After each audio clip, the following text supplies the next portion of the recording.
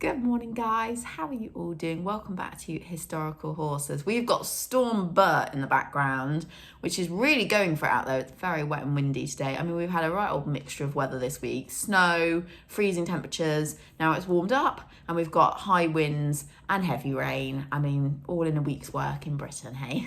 It's a good day to be doing this though, I can tell you. Definitely not going to be riding out in that weather today. And I've got to keep a slight eye on out my kitchen window because my mare is not a fan of wintry, windy, wet weather. And she's only been out for about half an hour in the field and I think she's probably already wanting to come in. So I'm trying to keep a little eye on her because she is the sort that gallops up and down and makes a right old mess out there. So I'm hoping I can get this vlog filmed before I have to go and get her back in. So today we are going to be talking about some royal whip makers. Now, I don't have a whip fetish, but I do love old riding whips, whether it's a hunting crop, whether it's a carriage or a buggy whip, or whether it's just your standard riding whip, because I say this all the time on this channel, they don't make them like they used to, because obviously whips were big business back in the 19th century, 18th century, when obviously horses were how people got around. It was their transport. And so they sold a lot of whips, and in Britain, like for many things that we made, we sold our whips worldwide. And there were many, many whip makers. I mean, if you went to London, you could have your pick of whip makers. And to this day, you can still find many of those whips available on eBay or at auctions.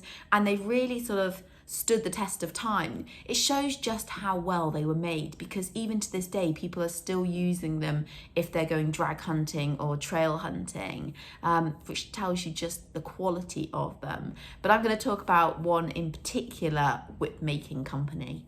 So I'm talking about the Swain brand, which has been around since the 1750s. Now their name has changed a little bit over the years, but Swain has always been at the forefront of it. But I'll tell you as we go along sort of the different sort of business partners that joined in, which is why the name changed a little.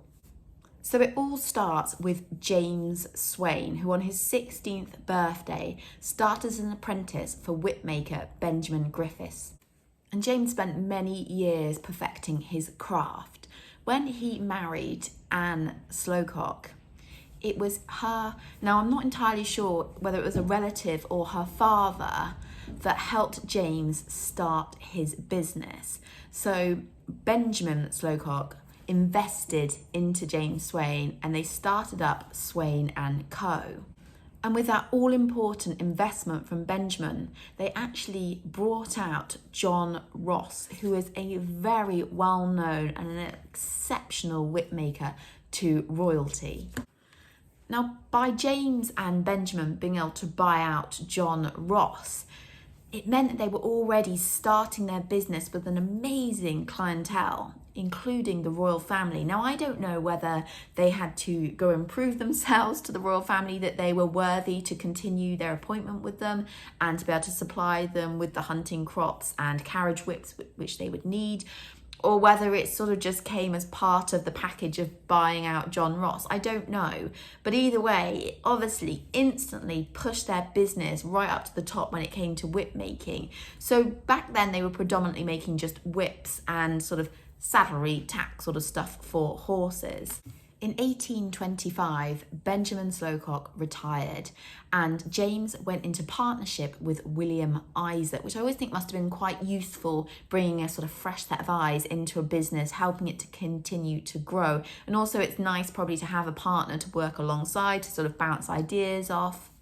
Something I thought that was really interesting is that William Isaac had been working with James, being a partner in the business for 10 years before the company changed its name to Swain and Isaac. 10 years is a long time not to have your name sort of at the top of notepaper or engraved onto those hunting crops and riding whips. I wonder why it took so long. I'm just going to read you a list of some of the royal family members that Swain was supplying with their hunting, riding, carriage whips. So George III, his sons, the Prince of Wales, the Dukes of York, Clarence, Kent, Cambridge. They continued to supply the royal family as well over the years, including King George IV, King William IV, and also Queen Victoria. So it's the elite, it's the top, isn't it? I mean, you are the best in the business. When James retired, he passed his share of the business onto his son-in-law, Edward. And in 1847, Edward brought his son-in-law, James Adeney, into the business. And for a very short period of time, literally just 3 years, the company was actually known as Swain, Isaac and Adney, but just for literally 3 years. So when William Isaac resigned, the business then became Swain and Adney, which I think is probably what it's most well known for. And it was known as Swain and Adney from 1848 to 1934, so a fairly long stretch, before once again the business was passed on to the next generation, this time James Adeney's sons. And they brought sort of a new, I wouldn't say new look to the business, but definitely things were starting to change a little bit. They were starting to make more unique pieces, so more sort of hunting pieces, like the leather case that you might put a hunting flask in, or the kind of leather case that your sandwich tin would go into, or the kind of case that would hold a hunting horn. They were also making more sort of unique racing pieces and more bespoke pieces for customers. But even in 1893, they were still predominantly whip makers. With the invention of the motor car coming along, it meant a decline in the need for horses in transport. And so that meant a decline in the need for producing as many whips. So the company had to adapt. They had to kind of think outside the box. And so they started creating luggage. So they were obviously incredibly skilled in leather work. So it kind of made sense to sort of branch out and show what they could also do with their skills. And they didn't stop making whips. They were just more bespoke, and I guess just less of them, because obviously people were still riding, people were still hunting, but nowhere near to the amount that had been done before the motor car had been invented. With Edward having passed away and James working with his sons, his grandson, Edward Swain Adney Jr, took over. It's quite a mouthful for a name. So Edward Swain Adney Jr kept the family's tradition of making high quality leather items, but he was also ready to take this business in a slightly different direction, keeping it moving forward, because he knew it needed to diversify, because obviously the declining whip trade meant that they were going to have to create other items, and obviously the bespoke kind of whips and sort of hunting stuff wasn't going to be enough. So he expanded the motor luggage line and also began creating handbags and document cases, obviously all in leather. In 1943, Swain and Adney acquired Thomas Briggs and Sons, who created beautiful umbrellas and canes. And once again, the company changed its name, this time to Swain Adney Brigg. In 1996, Swain Adney Brigg acquired Herbert Johnson, who was a distinguished hatter, into the company. And in 2022, the company changed its name again, this time just to Swain.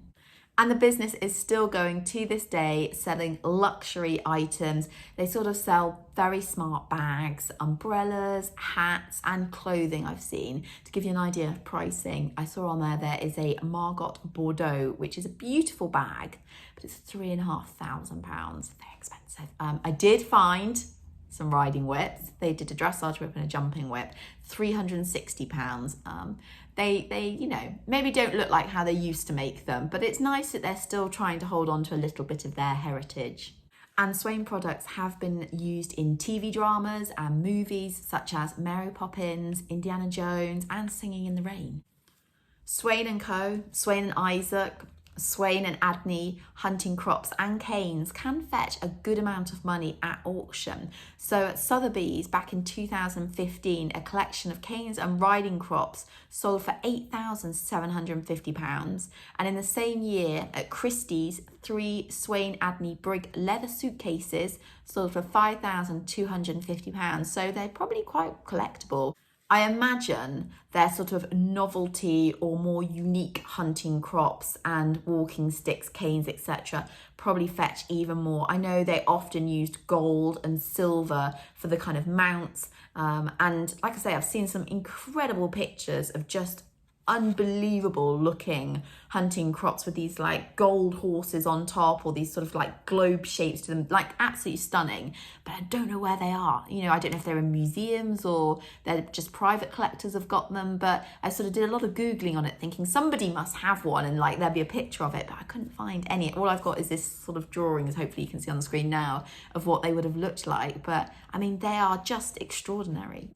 I have really enjoyed looking back over the Swain and Co, Swain and Isaac, Swain Adney history. I love that this business has stayed very much in the family. Yes, they've had a few partners come in, but it stayed in the family. I love that each generation has brought their own touches to the business, taken it off in a slightly different direction, kept diversifying it.